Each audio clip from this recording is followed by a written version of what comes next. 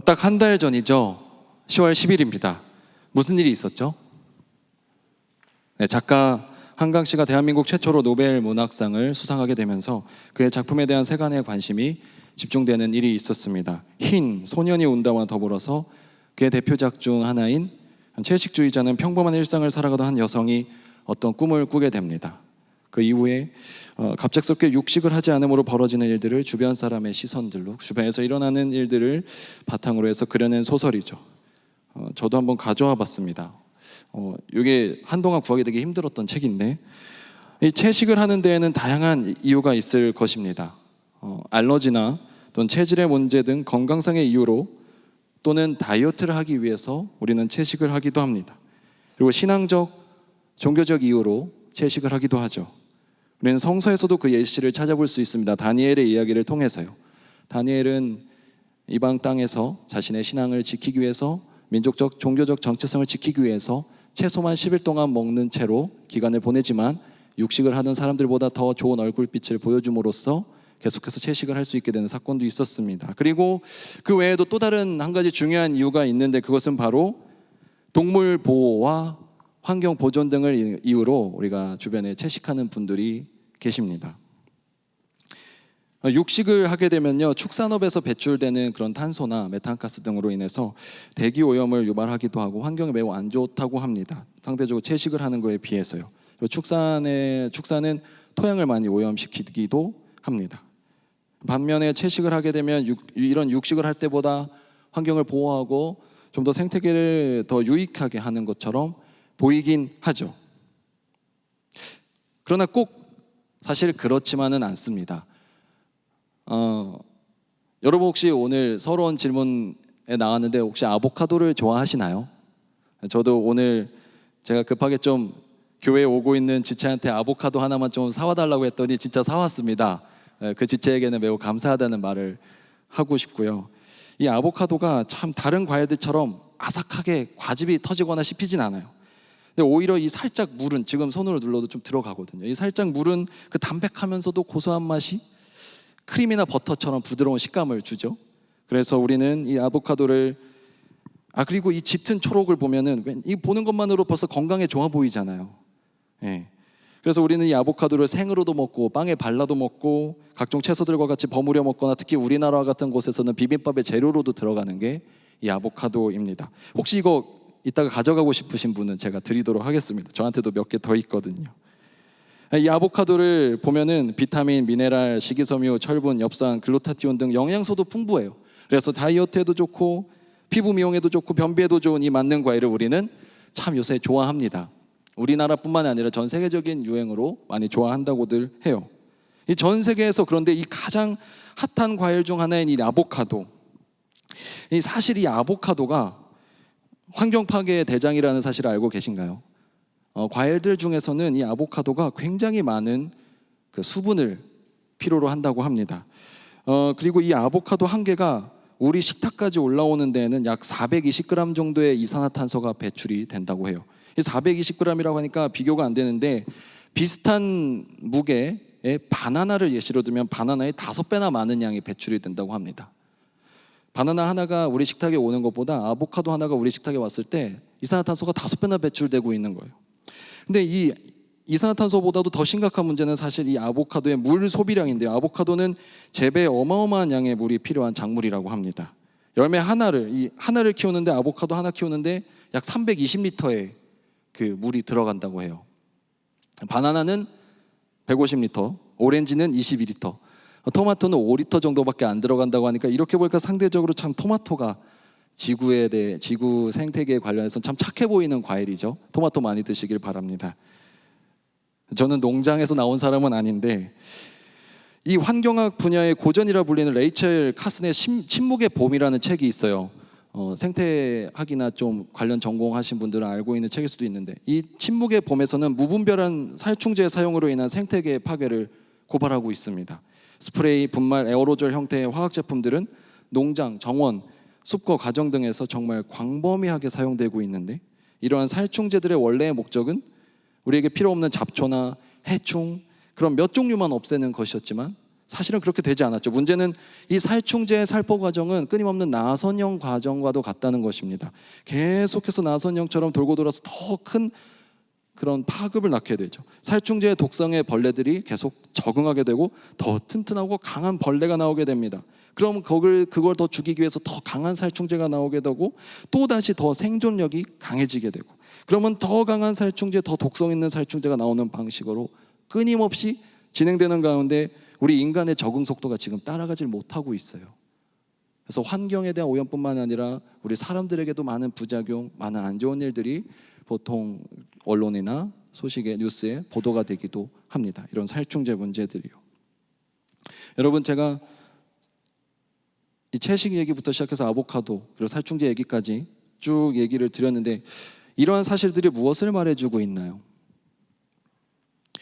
우리가 이 땅에서, 이 지구에서 생존을 위해서 살아가고 있는 이 모든 행동들, 무엇인가 기르고 죽이고 먹고 하는 이 모든 과정들, 그건 동물이든 식물이든 우리는 기르고 죽이고 먹고 있습니다. 맞죠? 근데 이러한 모든 과정들이 결국 생태계에 어떤 식으로든 영향을 미친다는 거예요. 정도의 차이만 있지. 아무런 생태에 지장을 미치지 않고, 아무런 생태계에 영향을 미치지 않고 우리가 할 수 있는 것은 사실 거의 없다고 봐도 마찬가지입니다. 아무리 내가 일어나서 맨몸으로 걸어만 다닐지라도 우리는 분명히 호흡하면서 이산화탄소를 내뱉고 있기 때문에 어떠한 부분에서는 굉장히 생태계에 영향을 주는 것이죠. 이처럼 저와 여러분이 살아가고 있는 이 지구, Earth, 오늘 제목이 Earth인데, Earth, 하나의 거대한 공동 운명체라는 것이죠. 땅별이라고도 하더라고요. 지구 자체를. 이 아름다운 이 지구가 하나의 거대 운명 공동체라는 것입니다. 서로 영향을 결국 주고받을 수밖에 없는. 그런데 오늘 우리가 함께 읽은 고린도전서 12장 본문이 대표하고 있는, 성경에서 말하고 있는 교회론이 바로 이처럼 함께 더불어 살아가고 있는 공동체에 대해서 이야기를 하고 있습니다. 교회에 대해서, 교회란 무엇인가라 했을 때 결국엔 함께 서로 영향을 주고받을 수밖에 없는, 혼자선 결코 있을 수 없는 공동체다, 공동 운명체다라는 것을 굉장히 이 성경에서는 강조하고 있어요. 성경은 교회를 하나의 몸으로 비유하고 있습니다. 그래서 저와 여러분 한 사람 한 사람을 그 몸의 일부분, 그 몸을 이루고 있는 각 지체들로 표현하고 있어요. 그리고 예수 그리스도의 그 가르침을 따라서 이 지구상에서의 첫 교회의 기틀을 다져나갔던 사람 중에 하나인, 가장 영향력 있었던 사람, 이 바울은 오늘 고린도전서를 비롯해서 성경에서 이 교회라는 공동체에 대해서 저는 세 가지를 강조하며 당부하고 있다고 봅니다. 오늘 저는 그래서 감히 이 바울의 입술을 빌려서 여러분에게 공동체로서의 다음에 세 가지 당부를 좀 드리고 싶어요. 첫 번째로, 함께 존재하는 것에서 나아가서 같은 존재감을 누렸으면 좋겠습니다. 이것이 무슨 말이냐? 공동체에 대해서 우리는 두 가지 이상의 사물이나 현상이 함께 존재함, 공존의 가치를 항상 많이 이야기합니다. 우리 공존합시다, 우리 함께 있읍시다, 함께 존재합시다, 이런 이야기는 이미 많이 하는 이야기죠. 이 개념은 이미 익숙하실 것입니다. 우리 시대는 그 어느 때보다 더불어 살아가는 데에서 많이, 더불어 살아가는 것에 대해서 많이 강조하고 있어요. 왜 그럴까요? 그만큼 함께 살아가고 있지 못하고 있기 때문이에요. 우리의 추구하는 바, 우리가 원하는 바, 그것은 우리가 갈망하는 것들은 우리의 결핍과 약점과 매우 저는 맞닿아 있다고 생각합니다. 이를테면 몹시 공복 상태인 사람이 날마다 음식 먹을 걸 이야기하고, 물질적으로 매우 빈곤한 사람이 매일 돈하면서 살아가듯이, 매우 이 경쟁적인 사회 문화의 흐름 속에서 우리 개인은 각자 도생하기 위한 최대의 노력을 할 수밖에 없죠. 그래서 이는 곧 개인주의로 나아가서 이기주의와 편의주의로 연결됩니다. 그리고 과도한 경쟁주의의 그런 폐해로 인해서 우리는 너무나 외형적인 조건들을 서로 비교하며 따지죠. 그리고 날마다 열등감과 패배감에 시달리고 성과에 집착합니다. 당장의 즉각적인 효과를 가져다주는 자극적인 것들에 집중합니다. 도태될 것에 대한 불안감을 달래줄 수 있는, 그나마 잠시 해소시켜줄 수 있는 신선한 것들, 최신 기술이나 요즘 최근 트렌드들에 과도하게 집착하게 되는 모습을 보여주죠. 그렇기 때문에, 함께 살아갈 수 없기 때문에, 그렇게 만들어주지 않는 세상이기 때문에 오히려 공존에 대해서 공동체주의에 대해서, 함께 살아가는 연합에 대해서 자꾸만 강조하고 말하는 것이지만 실제로는 더욱더 그렇게 못하고 살아가고 있는 것이 우리의 삶입니다. 이러다 보니까 사람을 필요에 의해서 판단하게 돼요. 자꾸 우리는 서로 저 사람이 얼마나 유용한 사람인가, 저 사람은 얼마나 많은 기술과 실력을 갖고 있지, 그런 잣대들로 사람들을 서로 평가합니다. 저 사람이 얼마나 물질적 가치들을 많이 창출해낼 만한 사람일지, 그런 생산적인 사람인지, 기술과 실력이 얼마나 출중한지에 대해서만 관심을 기울이게 돼요. 그래서 너무나 서로 비교하게 되죠. 이것이 저와 여러분에게 익숙해져 있는 세상적인 관점입니다. 저 사람은 얼마를 벌 수 있는 사람이지, 저 사람은 나에게 얼마나 해줄 수 있는 사람이지, 저 사람은 무슨 능력들을 갖고 있는 사람이지, 저 사람의 이력서는 몇 줄짜리 사람이지, 그런 것들 우리는 알게 모르게 너무나도 무의식적으로 이미 익숙해져 있는 시각으로 서로를 평가하고 바라보죠. 그러나 바울은 오늘 본문에서 우리의 신체를 예시로, 우리의 몸을 예시로 설명하고 있습니다. 고린도전서 12장 21절 말씀입니다. 세 번역으로, 그러므로 눈이 손에게 말하기를 너는 내게 쓸데가 없다 말할 수가 없고, 머리가 발에게 말하기를 너는 내게 쓸데가 없다 할 수가 없습니다. 눈이 손에게, 머리가 발에게 서로 너는 쓸데가 없다라고 말할 수 없다는 거예요. 그러나 이 가르침을 단순히 저와 여러분이 그냥 서로에게 비판하지 마십시오, 서로에게 쓸모가 없다 하지 마십시오라고 그런 차원으로만 받아들이지 않으셨으면 좋겠습니다. 우리가 한 몸을 이루는 이 각 지체들로서 우리 각자가 지녀야 할 진짜 태도는 그저 단순히 서로의 가치를 그냥 인정해주는 정도, 그냥 너도 잘해, 너도 잘났어, 나도 그만큼 하는데 너도 좀 봐줄만 해 하는 정도가 아닙니다. 그리고 서로 건드리지 않음으로 괜히 피곤하게 만들지 말아야겠다, 터치하지 말아야겠다, 그런 서로 건드리지 않음으로 불필요한 갈등이나 다툼을 만들어내지 않는 것 정도도 아님을 기억하셨으면 좋겠습니다. 이러한 태도는 이미 세상에서도 예의 범절이라는 이름으로 잘 지켜지고 있으니까요. 세상에서도 공존하는 법을 이미 터득해가고 공존에 적응해가고 있습니다. 세상에서도 공존은 하고 있어요. 같이 그저 있는 것들은 다 잘하고 있습니다. 억지로 참든 상황에 무력화되어서이든 합리화해서이든 공존은 하고 있어요. 그러나 교회에서, 적어도 오늘 성경 말씀에서 말하고 있는 공존은 그 정도의 공존이 아닙니다. 서로 건드리지 않는 정도, 서로 그냥 인정해주고 묵인해주는 정도의 공존이 아닙니다. 우리 고린도전서 12장 24절을 함께 보겠습니다. 그러나 아름다운 지체들은 그럴 필요가 없습니다. 하나님께서는 몸을 골고루 짜 맞추셔서 모자라는 지체에게 더 풍성한 명예를 주셨습니다. 아멘. 개역개정에서는 몸을 고르게 하다라고 되어 있습니다. 이 표현된 동사 쉬네케라스는 같이 섞다, 함께 뒤섞다, 화합하다라는 뜻으로 어느 한 곳만 튀도록 두지 않는 것을 의미해요. 어느 한쪽만 너무 특출나게 튀어나 있는 것을 의미하지 않아요. 그렇게 두는 것이 아니라 우리의 강점과 약점과 잘난 부분과 못난 부분 다 잘 뒤섞여서 평평하고 안정적인 상태를 이루는 것, 그것을 의미합니다. 그래야지 갈등이 없고 합력이 잘 이루어진다라고 바울은 설명하고 있어요. 누구 하나 잘난 사람, 못난 사람 없이 모두가 함께 살아가고 있는 곳, 그곳이 엑스브리지가 되어야 합니다. 세상에서 말하는 공존을 넘어서서 서로의 존재감에서의 동등함을 이루는 곳이 되어야 해요. 너의 가치와 나의 가치가 동등하게 여겨질 수 있는 곳, 누구나 귀하게 여겨질 수 있는 곳, 더 큰 사람, 작은 사람이 그냥 부대끼면서 억지로 버티고 살아가고 있는 그 정도가 아니라 정말로 모두가 한마음 한뜻 되어서 튀는 지체 없이, 떨어지는, 뒤처지는 지체 없이 모두가 서로를 인정해주고 같이 갈 수 있는 공동체가 진짜 진정한 의미의 공존이라는 것입니다. 그래서 우리 각자가 이 공동체 안에서 동일한 대우와 동일한 관심을 받고 있는지 우리가 항상 관심을 기울여야 해요. 서로의 존재의 무게가 평등하도록 노력해야 합니다. 서로의 존재감이 같도록 노력해야 합니다. 저 지체의 존재감만 유난히 드러나고 어느 지체의 존재감은 날마다 시들어져 가는 것이 아니라 모두의 존재감이 동등할 수 있도록 노력해야만 하는 것이지요.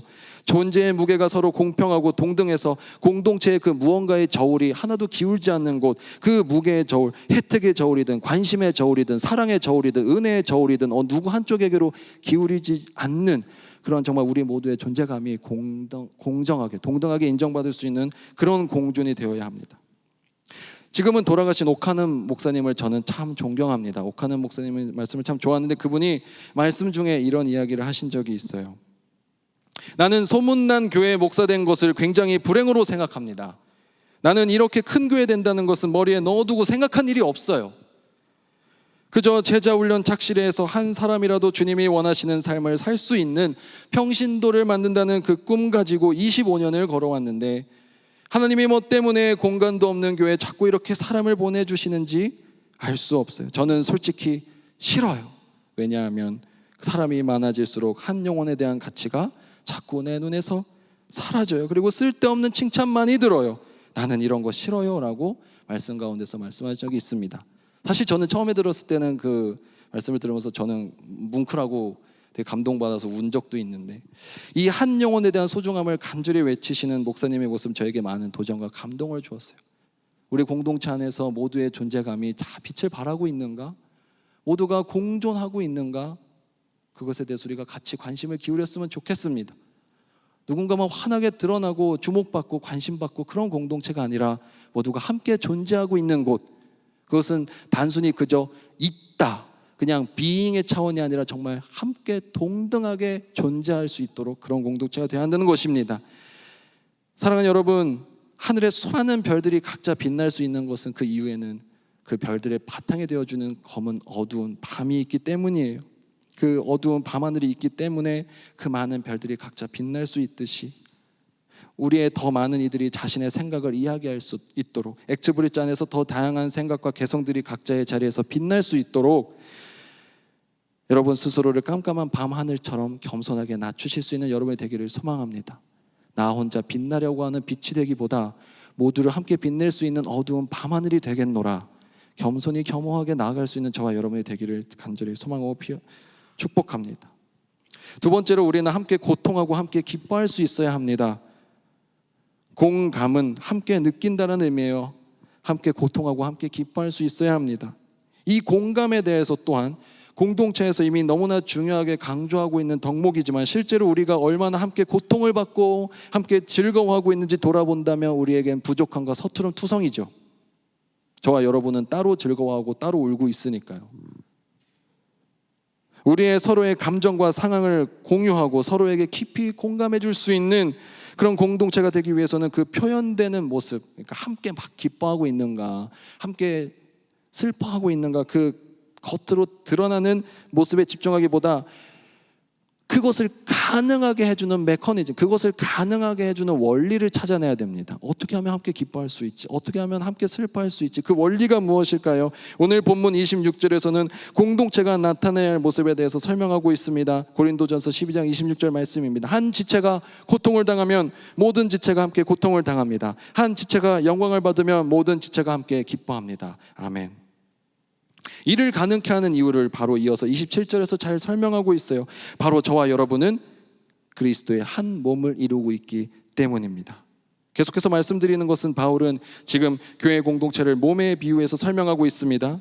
그렇다면 우리가 몸에 대해서 이해하는 것이 공동체를 이해하는 데 매우 도움이 돼요. 우리 몸에는 근육과 뼈도 있지만 중요한 신경계가 있습니다. 이 신경계로 인해서 우리는 신체 국소부에 가해지는 그런 충격이나 자극들을 온 몸으로 인지하고 전달받을 수 있게 되죠. 제가 지금 겨드랑이를 간지럼을 태운다고 해서 겨드랑이가 막 웃진 않잖아요. 입이 웃지. 우리가 서로 긴밀하게 이렇게 신경으로 연결되어 있다는 것, 그 개념을 집중했으면 좋겠습니다. 우리가 공감할 수 있는 공동체, 함께 기뻐하고 함께 슬퍼할 수 있는 공동체가 되기 위해서는 감수성을 높이는 것도 중요할 수 있습니다. 세심함을 발휘하는 것도 중요할 수 있습니다. 그러나 가장 중요한 것은 우리가 이 하나님의 공동체 안에서 서로 긴밀하게 잘 신경계처럼 연결되어 있는가에 집중해야 합니다. 연결되어 있다면 다른 것들은 가능해질 테니까요. 그렇다면 오늘날처럼 시간과 공간의 제약에서 우리 많이 벗어나 있습니다. 꼭 옆에 붙어 있다고만 해서 우리는 연결되어 있다고 하지 않아요. 이제는 물리적으로 많은 초월을 할 수 있기 때문에.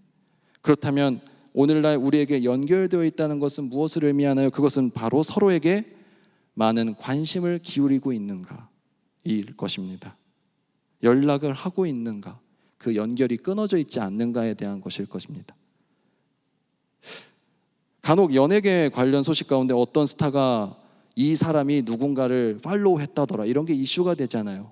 거꾸로 서로 커플이거나 연예인들 가운데 갑자기 언팔을 했다더라 이러면 이슈가 되는 이유들이 무엇일까요? 오늘날 우리에게 중요한 관계들은 그러한 관계를 의미합니다. 연결은 그러한 데서 나오는 것이죠. 서로에 대한 깊은 관심과 지속적 연락이 잘 이루어지고 있는가 우리가 한번 돌아봐야 할 것입니다. 저에게는 사실 예전부터 별로 안 좋아하는 단어가 있어요. 무엇일까요? 아는 지체도 알 텐데 저는 사실 이 오지랖이라는 단어를 별로 안 좋아합니다. 웃옷이나 윗도리에 입는 그런 겉옷의 앞자락, 지금 저로 따지면 이 부분 정도 될 것 같아요. 이 오지랖인데 윗도리에 입은 겉옷 앞자락을 의미하는 이 단어는 관용구로 쓰이면은 오지랖이 넓다로 사용되면은 어떻게 되죠? 쓸데없이 지나치게 아무 일에나 참견하는 면이 있다라고 할 때 이 오지랖이 넓다, 오지랖 참 많이 부린다 이런 얘기를 합니다. 저는 사실 다른 사람에게 많은 관심이 없는 좀 개인주의적인 성향의 사람이에요. 많은 분들이 저를 외향적인 사람으로, 사람에 관심이 많은 사람으로 알고 계신데 저는 사실은 전혀 그렇지가 않습니다. 저는 본래 기질적으로는 사람에게 별로 관심이 있지 않아요. 솔직히 말하면 오히려 사람들의 관심을 저한테 주는가가 더 중요한 사람입니다. 근데 그래서 처음에 목회를 시작할 때도 저에게 늘 그것이 기도 제목이었어요. 제가 저를 잘 아니까요. 주님, 저는 다른 사람에게 그렇게 관심이 있지 않은데요, 다른 사람의 문제에 그렇게 깊이 공감하거나 관심을 갖거나 참견하지 못할 것 같은데요 라는 걱정들이 늘 앞섰습니다. 내가 신방을 제대로 할 수 있을까? 내가 상담을 제대로 할 수 있을까? 내가 섬기는 교회 교인들과 지체들을 정말 사랑으로 살뜰하게 잘 챙길 수 있을까? 이런 고민들이 늘 있었습니다. 또 어려움이었죠. 그 한편의 이면에는 그런 마음이 있었기 때문인 것 같아요. 자신의 삶은 자기가 선택하며 살아가는 거야. 저는 그렇게 독립적으로 많이 살아왔기 때문에 더 그렇게 생각했던 것 같습니다. 어려움도 직접 겪어봐야지 자기가 배우는 것이고 직접 경험해봐야지 아는 것이기에 저는 다른 사람들이 말해주기 전까지는 결코 잘 이해할 수 없는 부분들이 많다고 여기며 우리 지체들의 삶 가운데, 성도들의 삶 가운데 되도록 참견을 하거나 잔소리를 하지 않으려 애썼던 것 같습니다. 조금 느끼신 분들도 있었을 거예요. 아직 그런 성향들이 조금 남아있긴 하거든요. 그런데 제가 액츠브리지에서 지체들을 만나서 그 지체들과 함께 살아가면서 함께 그들과 슬퍼하기도 하고 함께 웃으면서 지내다 보니까 주님께서 저에게 그렇게 말씀하시는 것 같았어요. 요한아, 너 스스로가 힘들까봐, 때로는 성가시고 귀찮은 일들이 생길까봐, 또는 나의 것을 희생하고 더 양보하고 내어드려야 할까봐 오지랖을 부리지 않는다는 핑계로 사실은 그 필요한 관심을 합리화하고 있었던 것은 아니니? 너가 해야 될 관심, 너가 보내야 했어야 하는 그 사랑들을 오지랖 부리지 않으려고 한다라는 그 이름을 붙여가면서 하지 않았던 것은 아니니? 라고 물어보시는 것 같았습니다. 그래서 그 다음부터는 점차 이렇게 기도하게 되더라고요. 저는 지금도 늘 이 기도를 하고 있습니다. 주님, 저 지체의 아픔이 저의 아픔이 되게 해주시고, 저 지체의 행복이 저의 행복이 되게 해주시며, 저 지체에게 필요한 오지랖이라면 제가 마음껏 부릴 수 있게 도와주십시오 하는 그런 기도를 많이 하게 되는 것 같습니다. 바꿔 말하면 우리는 그런 걸 보통 사랑이라고 하는 것 같아요. 다른 상대방을 괴롭히지 않는 선에서의 그런 관심, 우리는 그걸 사랑이라고 하는데, 여러분, 사랑은 결국 작은 관심과 그런 작은 연락으로부터 비롯되더라고요. 거창한 사랑을 시작하려고 하시기보다 지금 한번 떠올려 보셨으면 좋겠습니다. 내가 좀 하나님이 원하시는 관심, 지금 내가 오지랖이라고 이름 붙여가면서 외면해왔던 내가 진짜로 관심 기울여야 될 그 사람, 그 대상, 그 공동체에 내가 좀 무심하지는 않았는지 한번 돌아보실 수 있으면 좋겠습니다. 사랑하는 엑스프레스 여러분, 오지랖에도 트렌드가 있어요. 모든 패션에 트렌드가 있듯이 이 오지랖의 트렌드가 많이 변해온 것 같아요. 점점 더 우리 겉옷의 이 앞자락이 짧아지다 못해서 지금은 텅비같이 짧아졌어요. 이제 옷이 앞에가 다 없는 거예요. 배가 다 드러나고. 너무 짧아지다 못해서 이제 다른 사람의 문제를 덮기는커녕 내 속내조차 이제 제대로 덮지 못하고 막 드러내기 시작하죠. 다른 사람에게 그대로 드러내고 상처 주기가 일쑤입니다. 그러니 당부드리기로는 이제 우리 오지랖의 트렌드를 보다 다시 길어지는 쪽으로 바꿔 나갑시다. 교회에서의 오지랖은 다 앞에 치렁치렁했으면 좋겠어요. 관심도 많이 가져주고 걱정도 해주고 물어봐 줄 수 있는 저와 여러분이 되기를 소망합니다. 세 번째는 공생에 대한 부분입니다. 함께 살아가야 한다는 것이죠. 각자의 자리에서. 이 세 번째 당부는 공생인데, 바울이 교회 공동체를 몸에 비유했을 때 부각되는 것은 구성원들의 일치에 있습니다. 보통 하나가 되어야 한다. 근데 동시에 부각되어야 하는 두 번째 중요한 개념이 있는데, 그것은 바로 살아 있어야 한다는 것이에요. 우리 몸의 가장 중요한 신학적 특성에는 두 가지가 있습니다. 바로 첫 번째는 우리 몸이 각 구성 요소로 이루어져 있듯이 각 지체들이 모여서 하나를 이루어야 한다는 것이고, 두 번째는 살아 있어야 한다는 것입니다. 예수 그리스도의 몸된 공동체, 지금 저와 여러분이 여기서 예배드리고 있는 저와 여러분의 육신이 살아있듯이, 플래시 있듯이 살아있어야 한다는 것입니다. 예수 그리스도의 몸된 공동체는 생명이 있어야 돼요. 즉 우리는 살아있어야 한다는 것이고, 바울의 고린도서는 교회의 문제들에 대한 신앙생활 가이드 내지 참고서도 같은데, 이 바울이 고린도 교회 교인들로부터 들려오는 수많은 문제들을 듣고 기도하고 고민하면서 자신의 신학을 정리하여 편집글로 보낸 것이 서신서들이잖아요. 근데 당시 고린도 교회가 겪고 있었던 가장 중요하면서도 긴급한 문제가 무엇이었어요? 교회가 연합되지 못하고 분열되어 있었던 것입니다. 몸이 여러분 분열되어 있다고 생각해 보십시오. 팔 따로 다리 따로. 그건 살아있는 육체가 아니잖아요. 몸이 분열되면 살 수 없듯이 교회도 마찬가지였는데, 당시의 고린도 교회는, 그리고 사실 오늘날 우리의 교회는 분열되어 있습니다. 그래서 점점 영적인 성장이 멈춰가고 있고 그리스도의 복음의 능력을 잃어가고 있었던 그 교회에 바울이 해결책을 제시해줬던 부분이 이 고린도전서 12장 부분이에요. 오늘의 본문에 앞서 전제하고 있는 내용이 있는데, 고린도전서 12장 12절과 13절의 내용입니다. 몸은 하나이지만 많은 지체가 있고, 몸의 지체는 많지만 그들이 모두 한 몸이듯이 그리스도도 그러하십니다. 우리는 유대 사람이든지 그리스 사람이든지 종이든지 자유인이든지 모두 한 성령으로 세례를 받아서 한 몸이 되었고, 또 모두 한 성령을 마시게 되었습니다. 우리 한 몸 안에는 몸의 일부분들이 있어요. 눈, 코, 입, 손가락, 발가락, 심장, 폐, 위와 같은 각 부분들이 모두 모여 있듯이 예수 그리스도의 몸도 그래요. 저와 여러분이 그 신체 기관들 하나하나 담당하고 있는 것입니다. 근데 이 예수 그리스도의 몸된 공동체인 교회 안에도 각 지체들이 모여서 서로 연합하고 있다고 설명하고 있는데, 그런데 그 몸의 가장 중요한 특성은 오늘 말씀처럼 어떠한 인종적, 신분적 차별이나 구분이 없다는 것에 있습니다. 유대인이든지 그리스도인인지 종이든지 자유인이든지 상관없이 모두 세례를 받음으로 한 성령을 마심으로 살아가고 있다, 이렇게 말하고 있어요. 그러니 사랑하는 여러분, 저와 여러분의 공동체를 위해서, 우리 공동체 생명을 위해서 그 안에서는 어떠한 단절도 일어나서는 안 된다는 것입니다. 혹시 여러분의 셀이 정체되어 있나요? 여러분의 공동체가 부흥을 멈추고 뭔가 힘들어져만 가고 있나요? 여러분의 신앙생활 가운데 많은 영적 침체와 고민들이 찾아오고 있나요?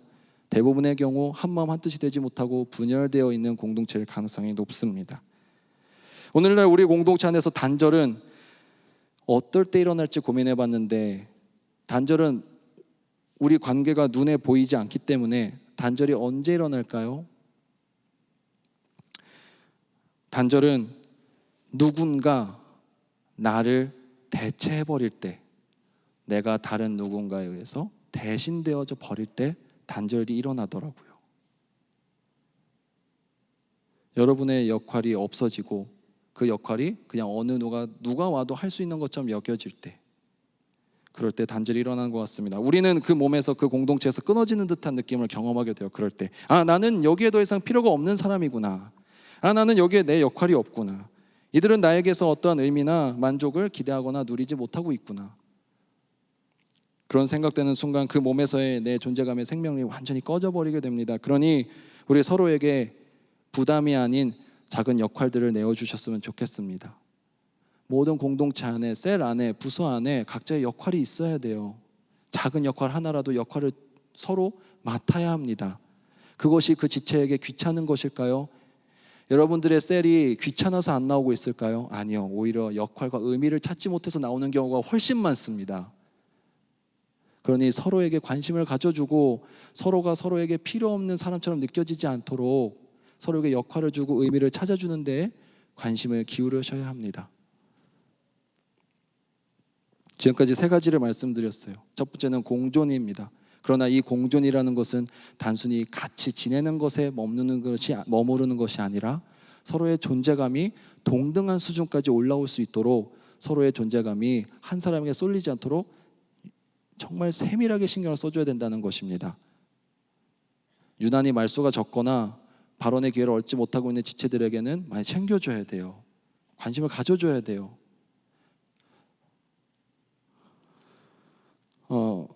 죄송합니다. 두 번째가 뭐였죠? 공존, 공감입니다. 함께 울고 함께 기뻐하기 위해서는 연결이 되어 있다는 것을 기억하셔야 됩니다. 근데 이 연결은 물리적인 연결이 아니라 오늘날에는 따뜻한 관심과 작은 연락으로부터 시작된다는 것을 기억하셨으면 좋겠고, 마지막으로 공생이라는 것에 대해서 우리 안에서 어떠한 단절이 없을 수 있도록 서로의 역할을 꼭 주실 수 있도록 하시면 좋겠습니다. 말씀을 맺으려 합니다. 어제 정기총회를 무사히 은혜 가운데 잘 마쳤고 연합회 위원장이 잘 세워졌습니다. 우리 김성진 형제가 연합회 위원장으로 세워졌는데 사실 오늘 말씀의 제목은 좀 중의적인 의미로 정해 보았어요. 지구 이야기로 시작해서 사실 우리 이야기로 끝내고 싶어서 어스를 굳이 한글로 적어봤는데 저는 연합회 위원장 우리가 투표하고 선출을 했는데 이 위원장의 자리를 대표의 자리로 생각하거나 대신하는 자리로 생각하지 않으셨으면 좋겠습니다. 이 지체는 내가 할 일을 대신해 주는 사람도 아니고 내가 할 일을 모두 도맡아서 하는 사람도 아니고, 여러분 한 분 한 분이 위원장을 위해서 기도해 주실 때, 위원장을 우리가 세웠을 때에는 바로 저 자리에 지금 내가 서 있다라고 생각하시는 마음으로 함께 기도해 주셨으면 좋겠습니다. 우리 연합회 위원장이 혼자 달려가지 않도록, 그리고 이 공동체 안에서 어느 누구도 혼자 살아가지 않도록 우리가 보다 공동체적인 그런 마음을 가지셨으면 좋겠습니다. 이 안에서 혼자 살고자 하면 우리 모두 같이 다 살아갈 수 없을 거예요. 오히려 같이 살아가고자 할 때 각 사람이 더 살아낼 수 있을 거라고 생각을 합니다. 저는 원래 한 사람을 염두하고 말씀을 준비하지 않습니다. 네 말씀은 사실 성진이 너를 위해 생각하면서 준비한 말씀이야. 근데 성진 형제를 위해서 준비한 말씀이 오히려 모두를 위한 말씀이다라는 마음을 주셨기 때문에 이렇게 말씀드릴 수 있을 것 같습니다. 저 자리에 외롭게 서 있지 않을 수 있도록, 저 자리에서 혼자 사역하지 않을 수 있도록, 저 자리에서 외롭지 않도록 우리 공동체가 함께 공존하고 공감하고 공생할 수 있는 아름다운 공동체가 될 수 있도록 여러분들이 함께 참여해 주셨으면 좋겠습니다. 여러분들이 함께 참여해 주셨으면 좋겠습니다. 엑스브릿지가 정말 깜깜한 밤 하늘이 되었으면 좋겠습니다. 자신을 드러내지 않고 낮출 수 있는 곳이 되었으면 좋겠습니다. 그럴 때 약 400여 개의 별이 아름답게 그 어두운 밤하늘에서 빛날 수 있다고 저는 생각합니다. 우리 공동체가 진정으로 함께 한다는 것에 대해서 많은 관심을 갖고 기도할 수 있으면 좋겠습니다. 혼자 살아가는 삶이 아니라 함께 살아가는 엑스브릿지가 됩시다. 함께 기도하겠습니다. 사랑의 하나님 아버지, 은혜 가운데 정기총회를 마치게 해주시고 연합회 위원장을 세워주시니 감사드립니다. 우리 위원장 지체를 통해서 진행된 모든 사역들이 주님 보시기에 아름답고 기뻐하시는 사역들이 되게 해주시고, 또한 내년 2025년도 우리 엑스브릿지가 걸어가는 길을 주님께 맡겨드립니다. 우리 엑스브릿지 공동체가 혼자 살아가는 공동체가 아니라 정말 함께 공존하며 공감하고 공생할 수 있는 아름다운 공동체 되게 하여 주시옵소서. 이 시간 찬양과 기도의 자리로 나아갑니다. 우리를 한마음 한뜻으로 모아주셔서 주님께 간절한 간구 올려드리는 시간 되게 주시옵소서. 맡겨드리며 우리를 사랑하시는 예수 그리스도 이름으로 기도드립니다. 아멘.